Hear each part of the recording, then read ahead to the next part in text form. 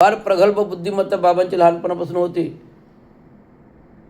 जरी ते सफाई कामगार लागले तरी आजूबाजूच्या जनसामान्यांशी संपर्कात येऊन जे स्वतःचं बौद्धिक धैर्य वाढवत विविध क्षेत्राशी संपर्कात येऊन मददोशीच्या संपर्कात येऊन कामगार युनियनच्या संपर्कात येऊन एक युनियन नेते घडले.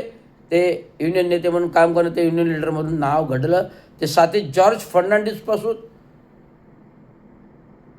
ते आत्तापर्यंत बहुउद्देशीय नेते सुशीलकुमार शिंदे असतील, विलासराव देशमुख असतील, गोविंदराव मुंडे असतील, या सर्व नेत्यांबरोबर घडले. आणि त्या काही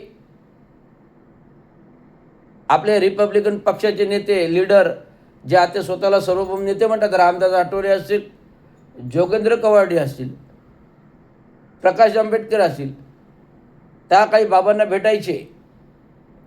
बाबांची कीर्ती कामगार नेते युनियन लीडरची आंबेडकरांची चळवळी संपूर्ण महाराष्ट्राभर होती. ठाणे जिल्ह्यापुरती मर्यादित होते, महाराष्ट्राभर होते. महाराष्ट्रात कुठल्याही गोष्टी घडत अन्याय अत्याचार बलात्कार तर पहिला मोर्चा हा ठाण्यातून निघायचा. तो चांगू शिंद्यांचा जिल्हा कलेक्टरवर पोलीस घाबरायचे, पोलीस हादरायचे.